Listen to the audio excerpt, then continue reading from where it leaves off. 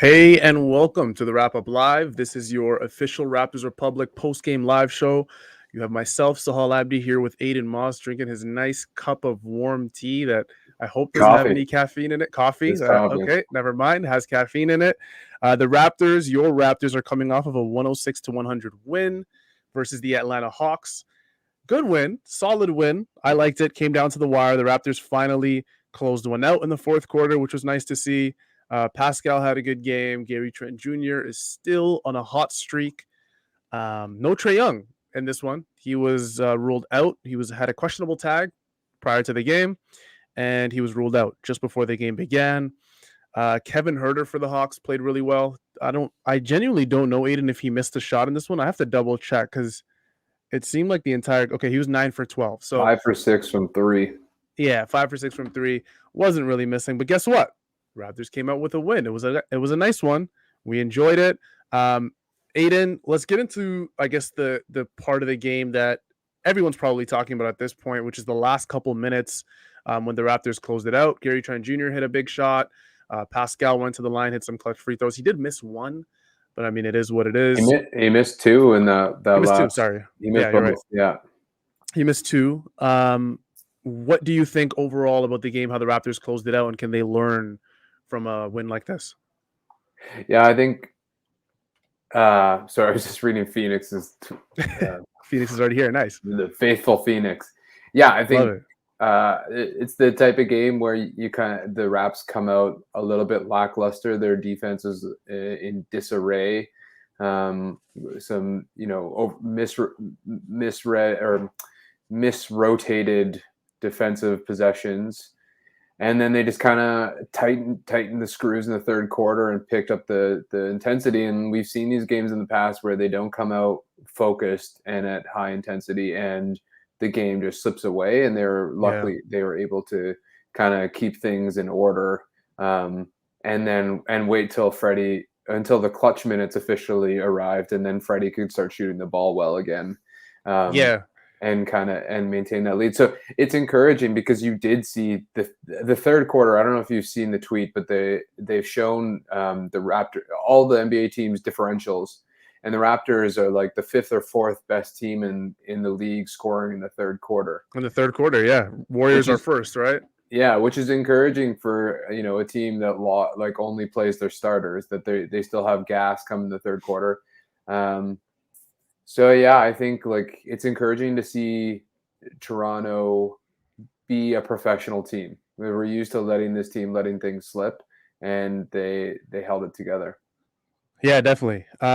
Nothing was unusual rotation-wise for the Raptors. They mainly went with their 5 guys. I mean, at this point, Raptors Twitter is just making jokes every single day about the Raptors staying true to such a short rotation. Pascal had 40 minutes played. He played pretty solid, 25.6 rebounds, 4 assists. OG had 35 minutes. Scotty had 35 minutes. Fred had 39. And Gary played the most, besides Siakam, with 40 minutes as well. I was kind of shocked, to be quite honest, in the clutch where, the ball maybe wasn't going to Fred as much as I probably would have liked. And I know it may sound weird to some Raptors fans because he didn't shoot that well today. I think he was 6 for 20 from the field.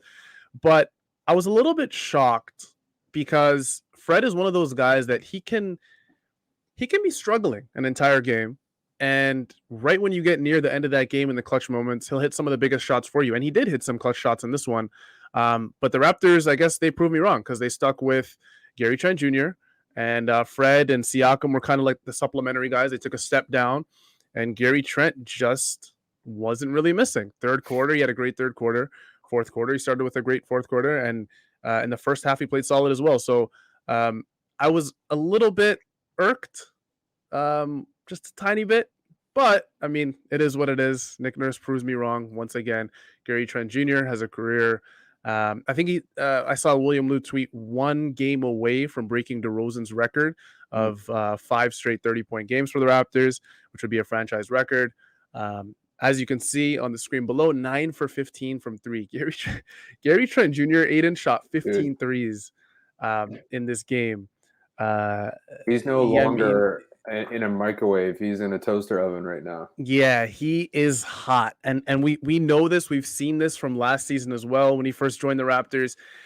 He is essentially as streaky as it comes. Like we thought Fred VanVleet was streaky. Like this guy is nuts. Like when he's on, you can't stop him. The shot that he hit, that buzzer beating shot, was insane. Like I was like, there's no way he's gonna hit this one. And he hits it, and he started talking crazy on the bench, deservedly so, of course. And it was fun. It was fun to watch. He is the center of the sun, as Edgar says below. He's the center of attention. And I feel like, when you look at the Raptors team, Aiden, number one, defensively, at least on the opposing team, you have to look at Pascal for the Raptors. He's the focal point. He is the guy that most teams worry about the most. And then probably Fred falls just underneath that. And then you have like a mishmash of OG and Gary, right? Now, NBA teams are probably looking at this, Aiden, and going, okay, if this guy is going to keep dropping 30 points, remember, Gary Trent Jr. is very young. Like this, I'm not saying he's going to drop 30 for the rest of the season, but he is very much a 20 points per game scorer in this league. He can be if he really wanted to. I believe he's very close. I can just double check right now what he's at this season. His statistics are 17.4 points per game on 34 minutes. So it's just as close as it can get. But you can see everybody was tweeting about it. Josh Lewenberg from TSN. You see the tweet. Trent is the fifth player in Raptors history to score 30-plus points in 4 straight games, and the first since Kawhi did it in 2019. DeRozan currently holds the franchise record with 30-plus in 5 straight games, all the way back in 2016. In my mind, Aiden, this is kind of unrelated, but in my mind, 2016 is like 2 years ago. And then I have to remember that it's 2022. Don't start, man. I feel like the last 3 years have just been blended in one. But yeah, what did you think about Gary Trent's game? I felt like I was just going on a little rant there, but he's one of my favorite Raptors. You guys know that by now, but what did you think about that? Samson and Blake Murphy had a podcast today or yesterday. I recommend everybody go listen to it. It's a good listen. But Blake was saying how Kyle used to describe DeRozan as a bad shot maker, and Gary is a bad shot maker. And you just kind of like hold your breath and hope that he kind of the end of the game comes up in some sort of realm of efficiency, and he's starting to. A lot of that, and we talked about this a couple of weeks ago about like how do we maintain Gary's productivity, and a lot of that is play design, and they're starting to go to him more. They're either deferring to him and letting him cook, or they're running like double down screens off of curls and stuff, and they're trying to get him going. And so that's encouraging to see. The other part of it is that whatever Gary you get on the offensive end, you're getting it on the defensive end. And that's what's so fucking exciting about this guy is he works his tail off no matter what's going on. And you need that kind of you need a guy with that kind of headspace at both ends of the floor. And you're not going to win them all, and he's not going to hit the shots that he's hitting right now always, or I assume not. I just can't imagine that he's going to hit at this kind of rate forever. But he's well ahead of developmentally where I think anybody anticipated him to be. And he's that four. I'd say he's our third or fourth scorer that if we're only going to play 6 guys, we need in order to take the burden off of Pascal, Freddie, and whoever the third guy is. I think like someone said, like our top 5 could slap anybody in the East, and if we're all hitting, that's true. If everybody's on their game, it's true. But at the very least, the Gary now gives us a dynamic player in our lineup that we didn't have last year. And we wanted Norm to be it, and he was for a while, but this feels different. Yeah, it definitely does. Do you think, Gary Trent obviously has been lauded this season for his, increased ability to genuinely become one of the better point of attack defenders that the Raptors have. I mean, you look around the Raptors, they have a pretty clear team identity. It's just a bunch of two-way freaks everywhere. Scotty Barnes, OG, Fred, Pascal. Do you think those 4 guys being around Gary have kind of forced him in some ways to become a better defender and to work harder on that end? Force Gary to be a better defender? Yeah. It kind of feels like he was at home in the offseason and he was just like, fuck it, I'm going to be a badass defender. Like, Yeah. he doesn't look like a guy who's affected by other people around him, for better or for worse. You know, I think it helps that in the Raptors organization, you have a bunch of dudes who won't tolerate anything but the utmost. But it seems to me that Gary is wired that way, and would do that wherever he is. So I it's maybe a chicken and the egg thing, but it certainly helps. But I think Gary's that's Gary. Yeah, I think in this game particularly, it's tough because the Raptors going into this game. Remember, in the NBA in the regular season, there's not as much time to really diagnose teams, to do some film analysis, film study. You do a lot of that in the playoffs, which is why you have much more time to, focus on what superstars you want to guard, how you want to guard them, everything to do with that. Now, with the Raptors, you're going into a Hawks game, right, in Atlanta. You're expecting Trae Young, their star, an all-star starter, to play in this game. And just before the game, he's ruled out. It seemed like the Raptors were almost, in the first and second quarter specifically, it seemed like Aiden, they were kind of, I want to say, confused onto who really is the guy for Atlanta. Like, it was Kyle Herter in the first half, but also I believe he's a second year player. He could be third year, but I believe he's a second year player, Onyeka Okongwu. He was doing Second, really yeah. well for them. Yeah, he was doing really well for them in this game as well. But it just seemed like they didn't really know who to key in on. DeAndre Hunter was a guy that I feel like has a very bright future in this league. He's been derailed from injuries, had a lot of really smooth mid-range jumpers. I really like his shooting mechanics. There's a lot of guys that can shoot on this team. Gallinari, Bogey, Bogdanovich, John Collins can stretch it out sometimes. John Collins, by the way, 3 for 11. Just didn't seem like he had it today. Had Pascal Siakam on him. Chris Boucher was trying to force it inside a lot on those guys. Couldn't really deal with their length. But what I'm trying to get at, Aiden, is Trae Young was expected to be in this game, and he wasn't. And the Raptors had DeLon Wright starting. The Hawks had DeLon Wright starting in his place. And the Raptors didn't really seem like they knew who to key in on. Do you think Kyle Herter and DeAndre Hunter, the Hawks, can, from their perspective, do you think they can kind of sustain this without Trae Young? Because remember, they're trying to be in that race just where the Raptors are. I believe they have one less win than the Raptors this season, or maybe two. They're right there with the Raptors in the Eastern Conference playoff race, just at the bottom. But if Trae Young's out for them, I don't really know if they can sustain it. I mean, they have depth. Lou Williams didn't play all that bad today, but I don't know. Aiden. Do you like the Hawks? Their kind of side of things? Well, I think this is like any team where like the center of your universe is one player. Like, it's going to take time to adjust. Like, their offense, they run everything through Trae, and like poor Collins, he's been unhappy and he thinks he needs to be used in a better role, and here he is with the utmost opportunity to show and put himself on display, and he just kind of shits the bed. Minus 11, worse than the game, might I add, for John Collins.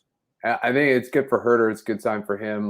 This gives a lot more guys opportunity to show what they got. I think they're definitely in trouble if Trae's out for any period of time. It seems like this is a precautionary thing, like kind of rest him, and then get him ready to go again. So yeah. But I've seen trade proposals for us to pick up DeLon Wright, and I don't know. I know, I've seen that too. That was defensively, he's kind of the guy you'd want coming off the bench, but Banton's cheaper and basically the same guy. And that's honestly what I was gonna say. I think DeLon Wright, he'd work on the Raptors. I mean, they'd be able to find minutes for him for sure. I mean, it's hard for you not to find minutes when your bench is the worst in the league for the Raptors, but I think he could work. It's just in the role that Delano Banton plays for this team, it's almost the exact same thing. Delano Banton is a very, very good defender as a rookie. Nick Nurse understands that, and in a lot of situations where Nick Nurse needs to stop defensively, you'll see Delano Banton enter the game. And DeLon Wright was very similar for the Raptors when they had him, 3, 4, 5 years ago. I honestly don't even remember the last time DeLon Wright was a Raptor because, like I said, it just feels like the last 3 years were all mishmashed into one single year. It's tough, but what I will say is I'll take DeLon Wright, Aiden. Like I'm fully interested in any capable playing bench player, and that's just the honest truth. I'll take anybody the Hawks have to offer because they have a very very deep team. Maybe except for Kevin Knox. But uh, Oh, but Kevin Knox. but what I will say is, going back to the game, Pascal Siakam, we got to talk about him a little bit at least, because we talked about the end of the game there. We talked about Gary Trent Jr. Uh, I think with Pascal, we're starting to see a guy that's really, really shaping into form. Like we haven't seen a very, very poor spicy P game from Pascal in quite a while. I'm talking a game where the Raptors rely on him to win, and he's essentially the reason they go down with a loss, which is what you see sometimes from All Stars. I mean, not All Stars are just models of consistency. They can't, put up 25, 6 and 4 like Pascal did every single night, and be really good on the defensive end. But Pascal, I think one play stood out to me the most, and I know we probably won't be able to bring it up, but it was a play that did end up in a Hawks bucket. Fred VanVleet defensively and Pascal were the only ones back on a transition break. Fred VanVleet tried to go for a steal. I believe it was on DeAndre Hunter. I think I have the exact same player that I was going to highlight too. And Pascal ran straight to the rim. I don't know where Gary Trent Jr. or the other Raptors were, pinned it off the backboard, and I believe it was DeAndre Hunter or Kyle Herter. It was one of the two. He recovered it and then scored again. And Pascal's looking back at his defense going, guys, like, where are we?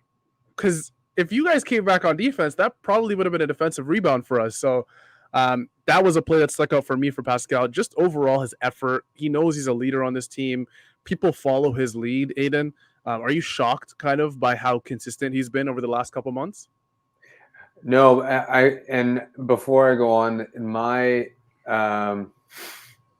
dude, all white guys are Kyle and Kevin. It doesn't matter. I'm calling him. I told you guys this is the last time we faced Atlanta. I believe it was last year as well. I was calling him Kyle the entire time, and I'm going to call him Kyle forever.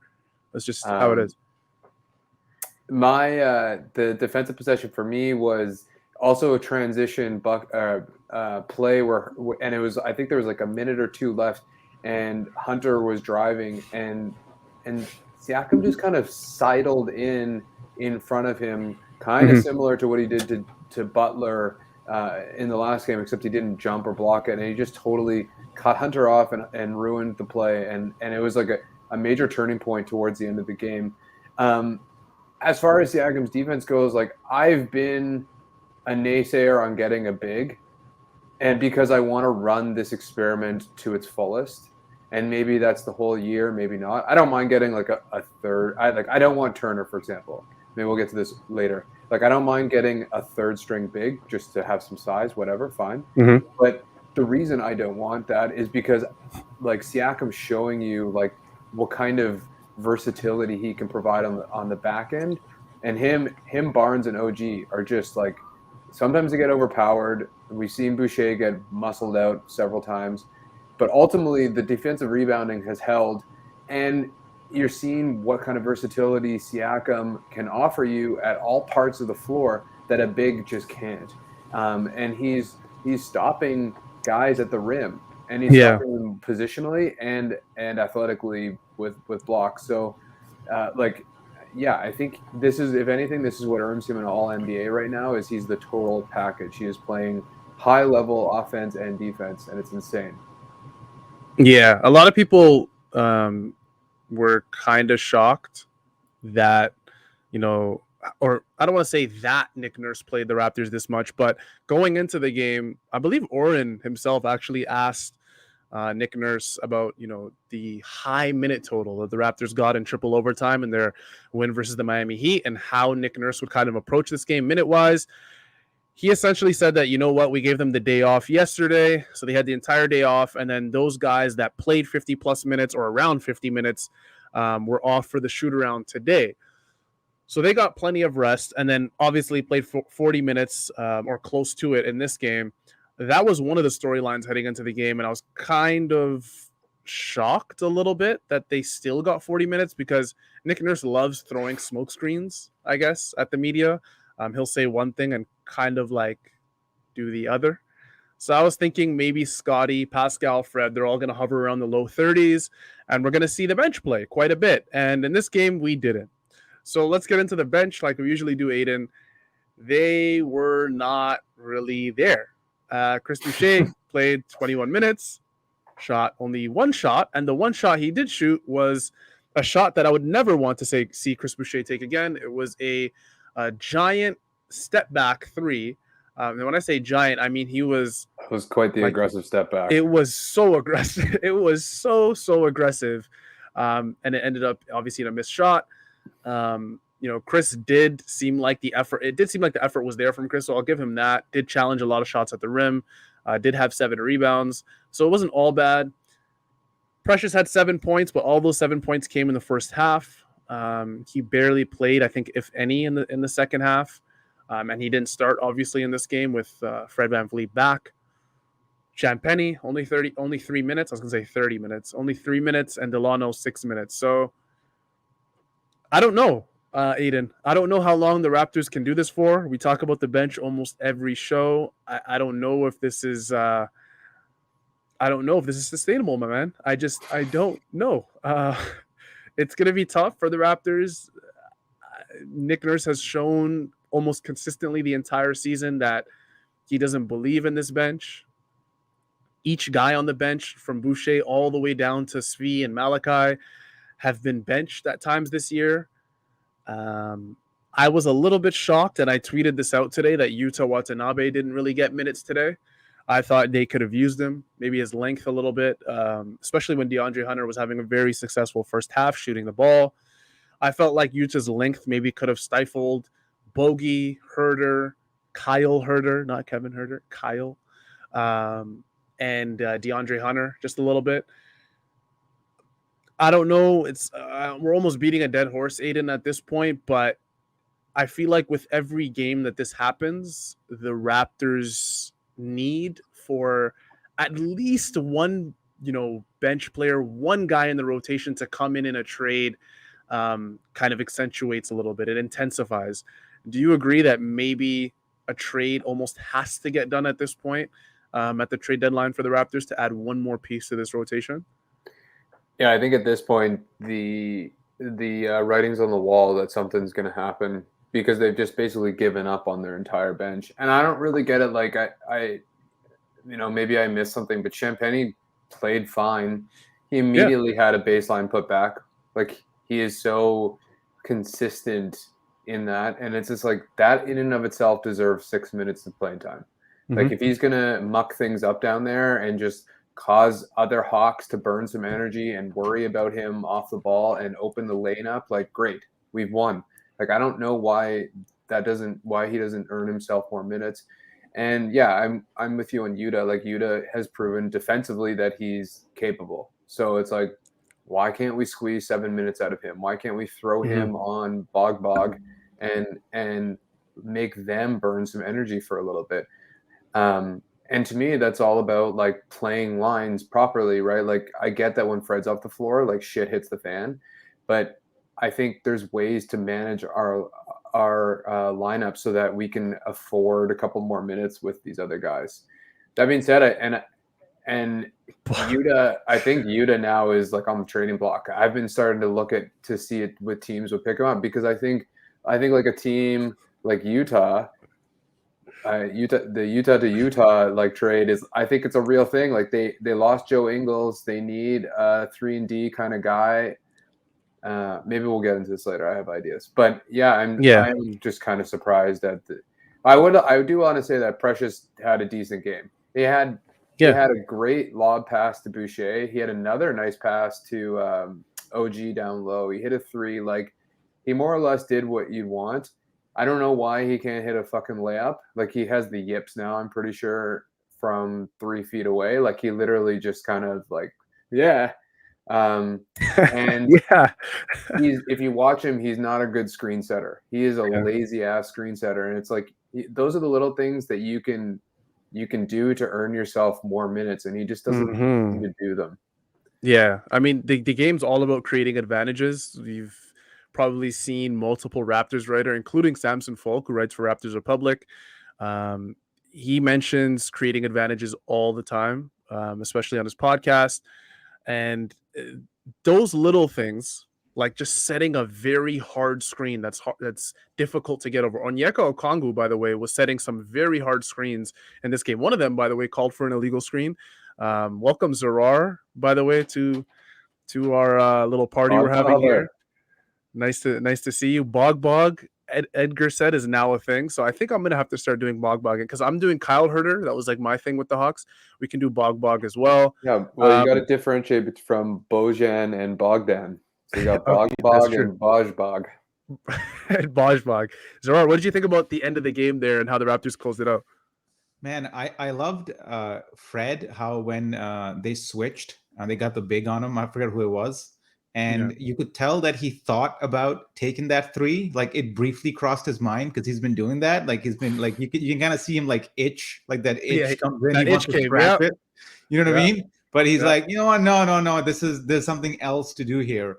And he drove in and he faked going up, kind of froze everybody because they expected him to go up for the shot. And then he slid in like a nice little, I think it was a bounce pass, maybe to OG. I forget if it was a bounce pass or not, but and OG very calmly just knocked it down. But I wanted to call out like the little audible that I would say Fred called mid play after the big switch time as just another sign of like him developing into a, essentially a star point guard at this point. And if you rewind, a year and a half back, like there were a lot of people who were saying Fred can't be a quote unquote true point guard. And he makes very good point guard plays, and not just the long bombs, but also the specific, precise, and accurate passes that you expect of a great point guard. And I thought that was a great example of that. Yeah, for sure. I think one play that stuck out for me the most, I think for Fred, I believe it was in the end of the first or beginning of the second quarter. Fred doesn't really look for his bigs as much as Kyle used to on alley-oops. When they rim run, I don't really see it a lot from Fred in previous years, obviously because that wasn't really part of his role. But this year, it almost has to be, right? Like there's no other guy, maybe other than Pascal, who's initiating from the top and calling these screens and going down low. And Precious, when he caught that alley-oop and he knew he was going to go up with it, Fred kind of gave him like that little head nod that you do right before a guy goes up, and Precious went up and finished it. And those are the very tiny things with Fred that I'm like, okay, this guy is starting to remind me more and more of Kyle Lowry, of how he operates the pick and roll, of how he attacks the rim. I've always begged, Zarar, you were here last season when I was begging Fred to just develop that floater, because I was like, if this guy's going to keep missing at the rim, he's going to have to develop some sort of, like, it can't just be mid-range shot or miss a layup at the rim. Floater is a tactic that a lot of small guards, I don't think Fred is 6 feet, to be quite honest. I genuinely don't think he is. And a lot of guys sub 6 feet have that floater in their game. Fred doesn't. And he still doesn't to this day. But him being able to operate the pick and roll as a playmaker helps him a lot, gives him more options. So I was happy for him. I was glad. And it's just another, at this point, Zarar, I think I'm going to be really pissed if Fred's not an all-star, because the last 2 months from what I've seen, if you can't see an all-star player from that, I don't know what you're watching. I genuinely have no clue what you're watching. Selfishly, of course I wish all these guys be all-stars and all that, but I also remember a couple of years ago when there was a push for Kyle to be becoming an all-star, and then how they finally made it, Siakam and Kyle, I think it was, and then post all-star game, they were just terrible. Just brutal. Yeah. And, I think we should look at, if they don't make the all-star team, as a bit of a blessing in disguise, just because they played so many minutes, and a mid-season break can do wonders for you, especially as you come in through the tail stretch. I mean, I hate talking, making soccer references, but, the winter break. Well, here we go. the winter break is a critical reason why a lot of freaking European teams do well in I thought Europe. you're going to say something about Tottenham. I was about to say, please don't mention Tottenham. We're not No, mentioning I'm Tottenham not. right now. I'm just saying. Okay, But this little mid-season break that's people who have played like 42 minutes a game consistently, if they're able to get out of there, because don't we're gonna lose everybody. That's great. I love that. That's great. That's Chris Helson Jan, by the way, in the background producing the show. So I think I think maybe if they don't make the All-Star team, I think it's better for the Raptors, to be honest with you, in terms of their season win total. I don't know, Aiden, your thoughts on that? On like resting? Yeah. I mean, Kyle Lowry was taking charges in the All-Star game, so it was like, I don't know.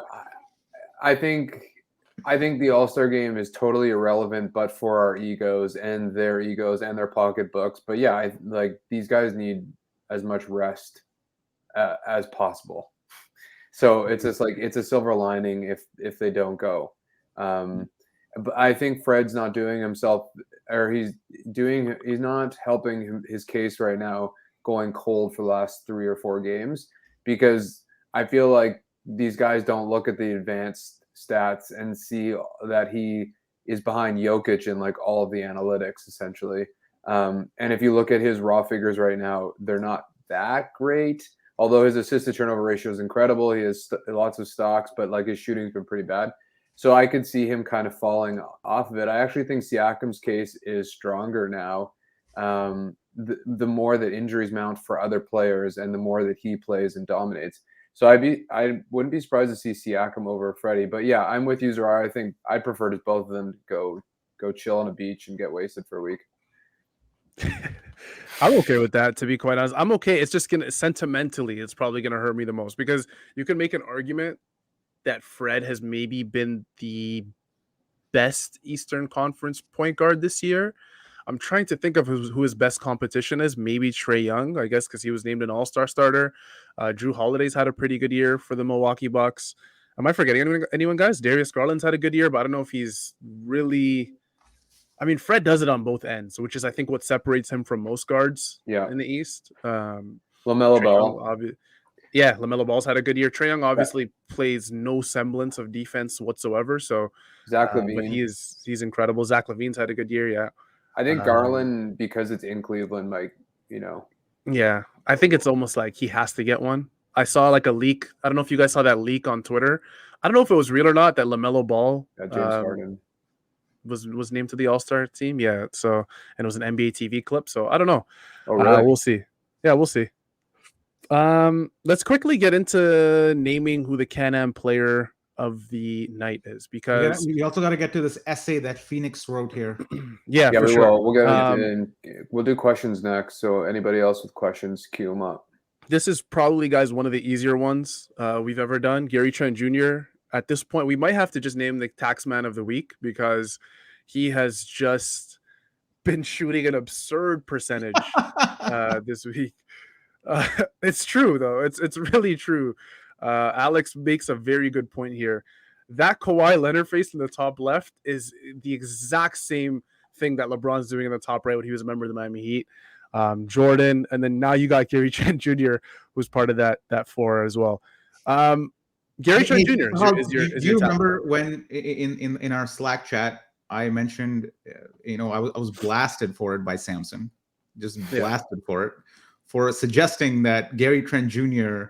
is better than Norm Powell. I actually do recall that.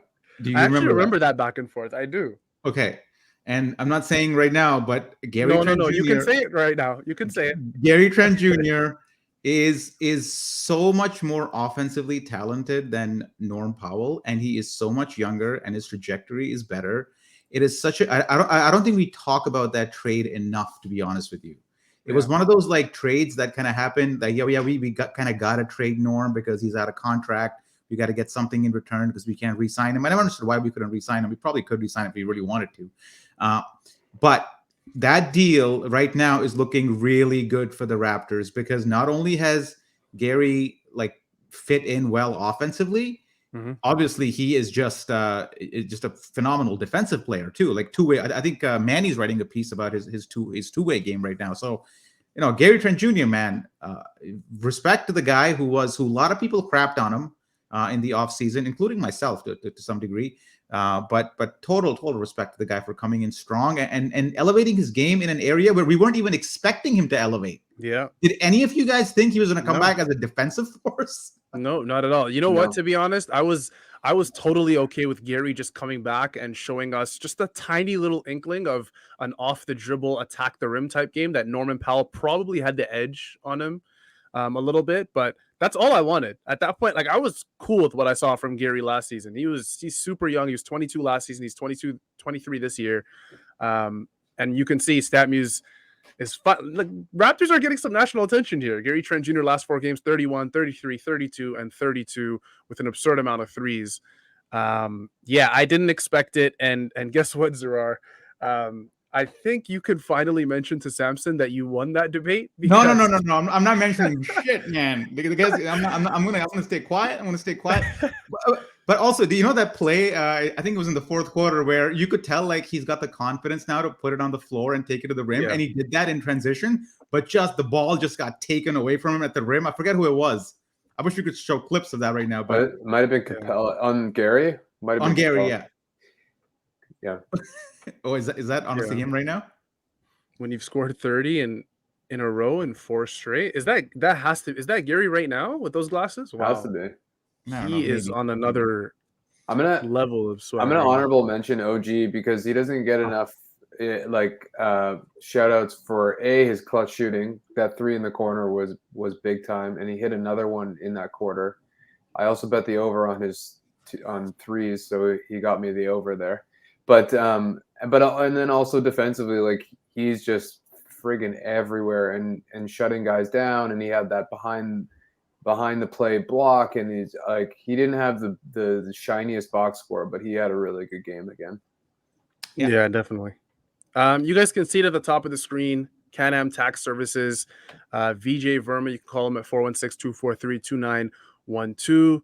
Do not leave your money on the table this tax season, guys. Call Can-Am, because at this point, they are your best option for small business accounting. They have a friendly staff that can help you guys navigate through thick and thin. I'm not going to say through a triangle offense anymore because we're getting tired of that little reference. They also provide personal tax preparation and can recover all the refunds that you're entitled to. They'd be happy to help the wrap-up community and the Raptors community at large. So check out their Google reviews and visit Can-Am at www.canamtax.com. That's www.canamtax.com. All right. That's my favorite part of the show every single time, where I can just do that Can-Am Tax jingle. Thank you to Can-Am Tax for helping support. You got a future in AM radio, buddy. Thanks, man. Appreciate you. Yeah, I'll say it if you won't. Sorry, Samson. If you're watching, Gary Trent Jr. is currently a better player than Norm Powell, and probably will be for the foreseeable future. That's not a shot at Norm Powell, by the way. He's a very good player himself. By the way, guys, this is completely, because you know how I love bringing up random stuff during this show. Norman Powell apparently wants out of Portland. He's not happy there because they're not winning. Are you guys shocked by that news, or is that just me that's shocked? Zarar. Am I shocked about the part about Portland not winning, or Norm wanting to leave? The part that Norman wants Portland to leave because is they're not not winning. a fun city to live in. I mean, maybe Norm should contemplate. I mean, they probably, when they acquired Norm, they probably had some visions of him fitting in this particular way, where he would be just draining threes and providing some explosive scoring, punch off the bench or as a starter. It has happened kind of to the same level as it was happening with the Raptors.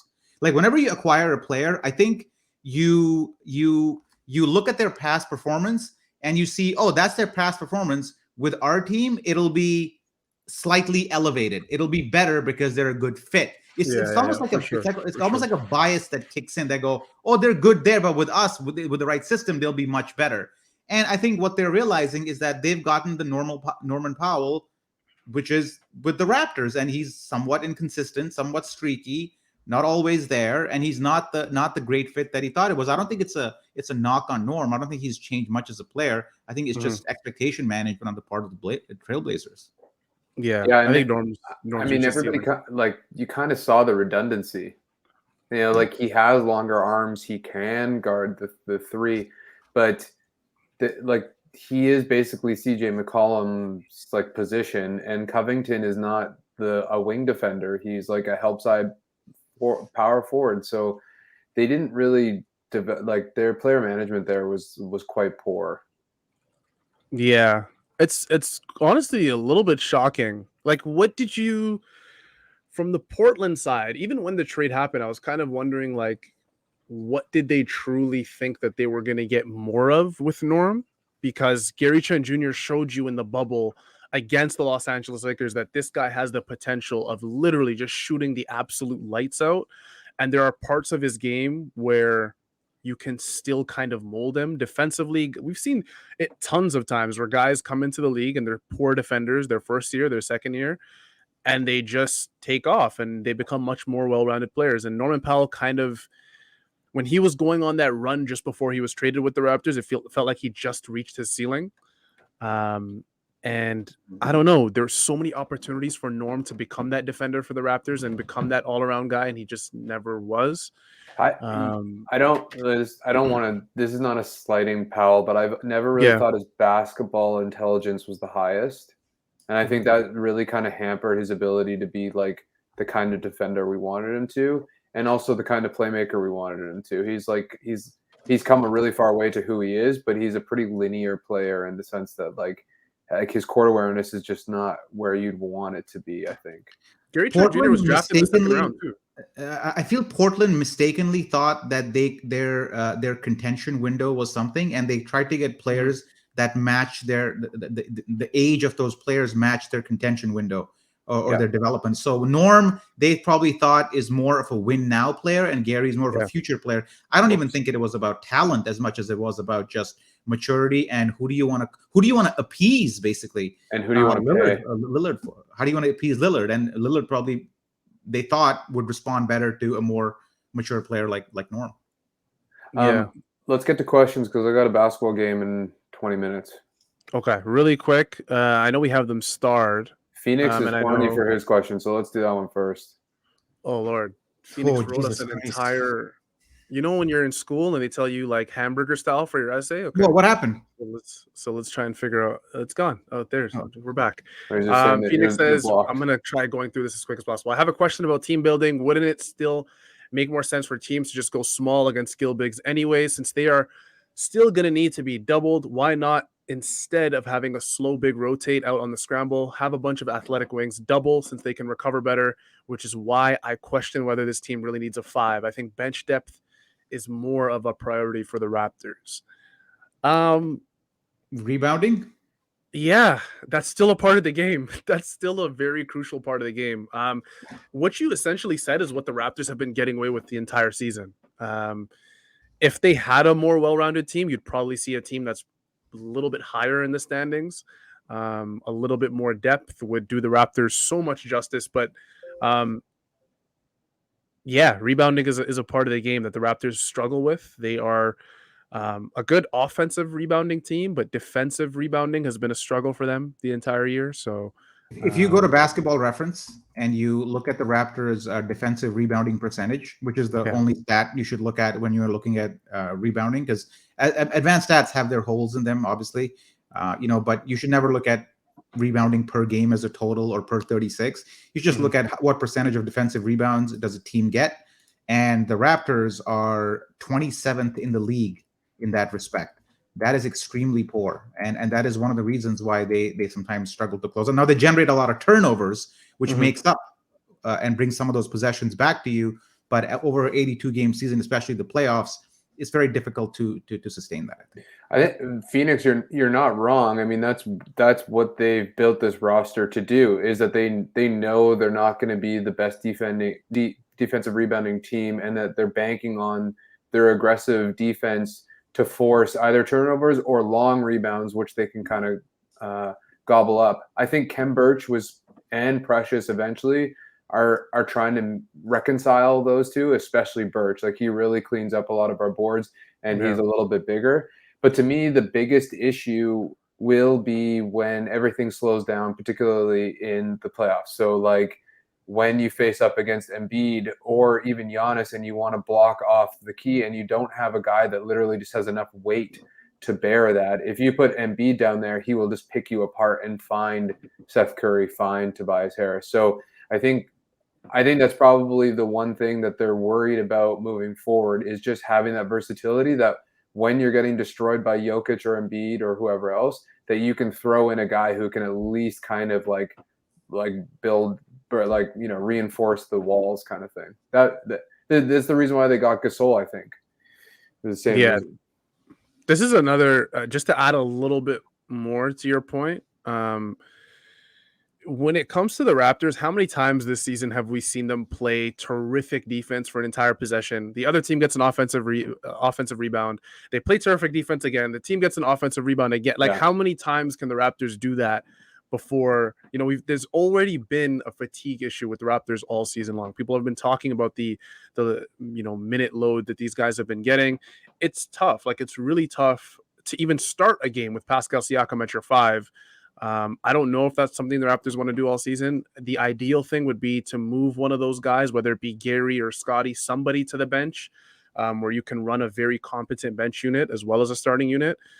So you need it. Rebounding's a thing that maybe doesn't matter as much in this era as much as it did in past basketball eras, but it still really matters. And especially, like Zarar said, in half-court scenarios that you find yourself a lot more in the playoffs, you need rebounding. You just do. You just need rebounding. But let's get to the question that popped up about the Gary Trent Jr. Where did that question go? Yeah, this one. I disagree with the premise of this question, which is that I don't think we should be thinking of going to a guy in crunch time, because I think we don't have that type of player on our team. You kind of say we're gonna go to him at the end of the game. Like, we don't have Clay. Or we don't have freaking, you know, whatever. Insert. We don't have Lillard. We don't have DeRozan. We have to. We still, no matter.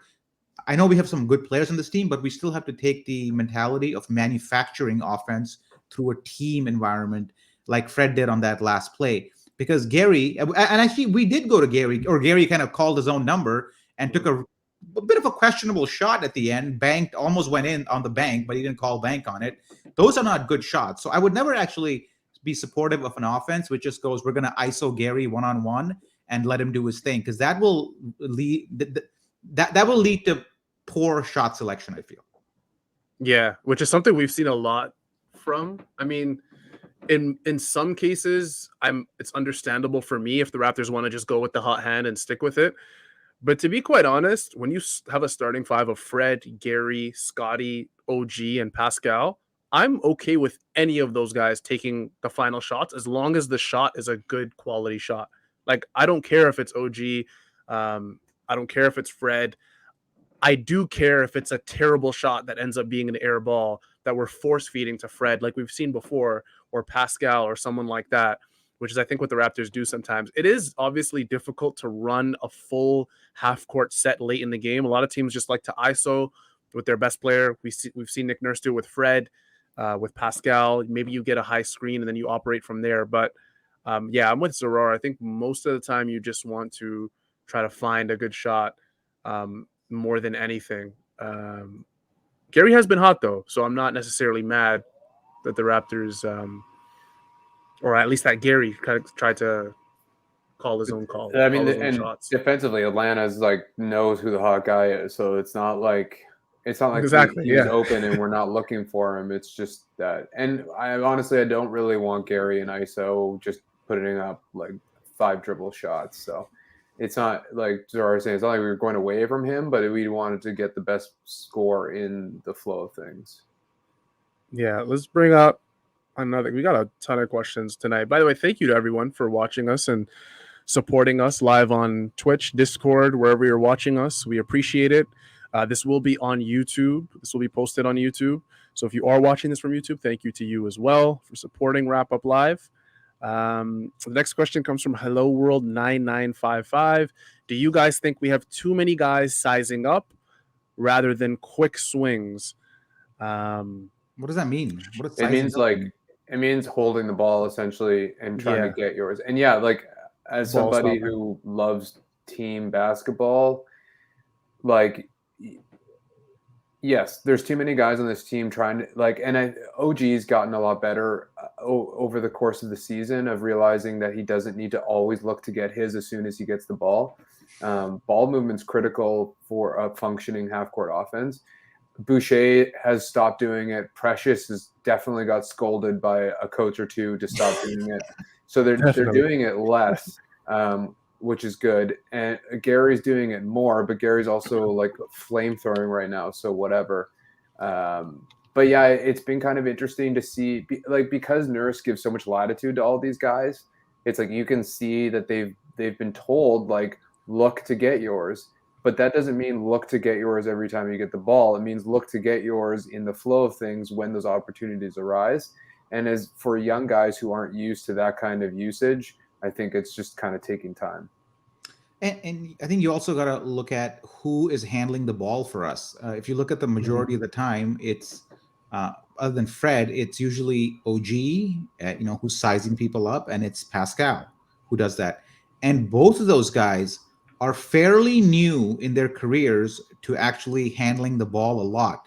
So I think there's a learning curve there for those guys on when to swing and when to size up. I don't think Pascal learned the game even late in his life. So when you see Pascal kind of like over dribbling on the perimeter and like surveying what's going on, I think you should give him the benefit of the doubt, because him in that situation, surveying the field, figuring out what to do, is fairly new to him.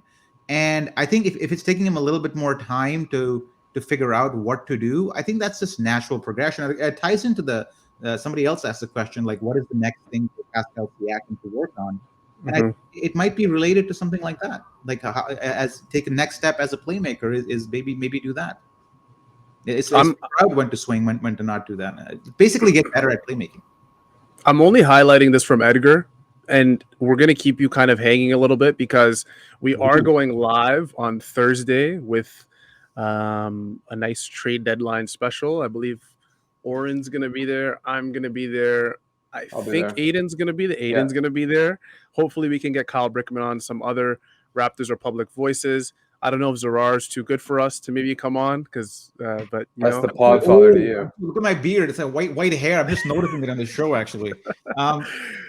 Yeah, so we'll likely answer questions like these. We're gonna have like a huge question period for you guys to ask all the trade deadline questions. Can we answer this one, Saul? As we're going on, I feel like this is a very good question to answer on Thursday, though. What do you mean? I mean, okay, I don't want to sound redundant on Thursday. Okay. Oh my God. Okay. Let me. Okay, go ahead. Since you won't be there, Zarar, on Thursday, go ahead. Can I just give my take on that question? 100%. Can you put that question back up? Okay. It depends on where the pick is. Obviously, it depends on where the pick is. Because Masai has been so good. If this was like freaking Rob Babcock drafting, I'd be like, go trade the picks. Trade the picks, because we're not going to do anything anyways with them. Okay. Yeah. But the fact that we have a GM that seems to understand the college game, can survey players and pick well, I'd be reluctant to trade first round picks. I think more about trading them than I would maybe a few years back. Yeah. I think this is just a question of like, what can we poach? Like, are we suddenly like getting Beal, or like, it's just really no. I don't think so. But I'm just saying, like, I don't think I'm willing to trade this pick unless it's like a young, long-term piece that's going to dramatically transform this team. So yeah, it's contextual and it depends, but I would say no. Yeah. One thing I'll give Rob Babcock for just a tiny bit of credit for was that he signed Jose Calderon. Obviously, everything that he's ever done that's positive gets wiped out with him drafting Rafael Araujo. Rafael Araujo. No, that his name is Hoffa. That was his name, Hoffa. Jimmy Hoffa. Literally. Okay, Hoffa Arujo. I'm Like the okay monster? with never trading picks under Masai, just because I feel like there isn't a single executive in the league that can maximize draft value like Masai Ujiri can. So I'm kind of with Aiden. If something goes crazy and a Bradley Beal is available, a guy that can take us to a whole nother level, then I guess just drop all the picks you can. But I'm not a fan of. Could we acquire Bradley Beal without giving up one of? No, one of the core guys has to No. go for sure. One of the core guys would have to go. Yeah, I'm not like doing OG that. would have to go. Or I'm not trading any of the four guys right now. Yeah, who are the four? Scotty, OG, Pascal, Fred. OG, and Fred. To be quite honest, I'm not trading anybody from this core. See, this is what I wanted to say on Thursday. Now we're going to get into a whole discussion. No, let's zip it. No. Okay. I'm down with that one. Okay. I'm just gonna. That was what came to mind, Phoenix. But there's no way they're just taking Gary. Like even Gary Precious and 3 first rounders, I think they're saying no. Yeah. Oh, Rob Babcock was also responsible for the Vince Carter trade, where we got 6-time All-Star Aaron Williams, 20-time All-Star Eric Williams, and Hall of Famer in his prime Alonzo Mourning, who didn't even play for us. Let's do one more, and then I gotta go. Yeah, one last question. I gotta pick up. Edgar again says 10 question. rebounds and shoot 2 for 12. An Oren special at the wrap-up tournament. Did you guys see Oren play? I saw Oren and Kyle were on the same team. They had a good run. Kyle was sweating, man. Kyle plays hard. Oh man! From what I'm hearing, Oren's 5'1". No, I'm joking. He would hate for me to say that. He says he's 5'8". Edgar says someone on our bench wakes up a consistent NBA player for the rest of the year. Who is your bet, gentlemen? Easy question. You go. You guys go first. I think it's Yuta. I don't know what's going. I don't know what's going on with him, but somewhere the game that no one played and there was only 4 guys. He had 28 points. Like he is a functional NBA player, and I don't know what's happened or why. But I think my bet would be that he wakes up a consistent NBA player. Yeah, I don't think Nick Nurse has given up on Utah, but I'm gonna go Chris Boucher. Yeah. Oh well, yeah, but he doesn't count. He's basically he's like a quasi starter. Yeah, he's like in and out. But like, I'm gonna go. And if it's not Chris Boucher, I'd probably. Delano's been pretty consistent. Like he hasn't been consistently great for the Raptors, but in the small role that he's played for them, like he's been pretty consistent from what they asked for him. But yeah, I'm probably gonna go Chris Boucher, even though Chris Boucher kind of scares me because I haven't seen a player maybe in the history of this entire league have his entire basketball game hinge on his confidence like Chris Boucher does. Like when Chris Boucher is not confident, he can turn into a non-NBA player, which is what we saw earlier this year. Is Yuta a hot take? You don't know. Utah's not a hot take. I don't think so. I think if you said something like I don't even know what to say because our bench, half the guys don't even play. If you said like Champagne, I would have been like, wow. But I'm assuming, Zarar, you think Chris Boucher as well? I understand why that might be cheating as an answer, just because he's kind of already been consistent for the last little bit. Yeah. But I was definitely going to go Boucher. I know you guys talked about Utah a little bit at the start of the show. I don't know what's wrong with the guy. I think the guy needs to nail his 3-point shot. I think isn't it? I mean, I feel like what's he shooting from 3 lately? It's quite poor. It's quite poor. Yeah. And if he's just going through a shooting slump and it's a matter of just like getting his shots up and fixing that shot and whatever, I think he has a chance to be more consistent. Because defensively, every time he's come on, he's done okay. He's just a void on offense. And I think it starts with the 3-point shot being hit more consistently. I know Aiden's got to go, so I think we should wrap up, man. Yeah, I just want to defend Yuta one more time. I think like he's such a plug and play type of guy. Like he's not going to carry your bench, but he's the guy that you can run platoons with. And even if he's missing a shot, you have to play him through that funk. You can't just bench him and hope that one day he's going to be shooting again, you know? So if I were at a presser, I would be pushing Nurse to figure out why Yuta has been just totally buried. Yeah. Nobody Like I is going to ask that question. They, Like- they, they do not ask good questions in press conferences. oh, I so bet Kelsey would. is that Kelsey would, is that a closeted shot at Oren? Let's take some closeted shots at Oren. I don't even know. Warren- Who asked the Warren question. asked the question. That's not a closeted shot. That's a direct open That's hit a on direct. Doug Smith and Michael Grange. Yeah, but he's yeah. Ah. All right, we'll wrap it up here. Thank you guys all for watching. Like the stream if you haven't already. To be quite honest with you, I'm not on Twitch enough where I even know if they have the exact same features as YouTube where you can like. I know you can obviously like and comment, but just do all the good stuff for us. We appreciate you for making the transition over from YouTube to Twitch. And we will be on YouTube, like I said, later. This was now we're pulling up the good tweets. This was the wrap up your Raptors Republic post game live show where your Raptors defeated the Hawks 106-100, bringing the record to 25-23. And this live show was produced by none other than our guy Chris House and Jan. That was it for myself, Aiden Moss, and Zarar. We'll see you guys Thursday. Thursday. Is it Tuesday. Thursday? Tuesday. For the trade. Oh yeah. Yeah, There's so a we'll game see you guys tomorrow night for the Miami Heat game. Shit, forgot about that. And then we'll see you Thursday. We'll be live. We haven't decided on 100% on a time, but we're pretty much there. So we'll let you know tomorrow night, just after the Miami Heat game. Hopefully you guys all have a great night. Stay blessed. Take care of yourselves. Take care of your families. Yeah, that's about it. Oh, and Aiden, you have something coming out this week with Raptors Republic? I just want to quickly plug your stuff in. Do you? No, five things I dig and don't dig will be out, I think, on Saturday because there's a bunch of articles coming out this week from other peeps. Manny has a very good article coming out on Gary Trent Jr. soon. Okay, I don't want to expose Lots of everyone's stuff things, coming but out. there's a lot of Raptors Republic stuff coming out. Take care, guys. Peace.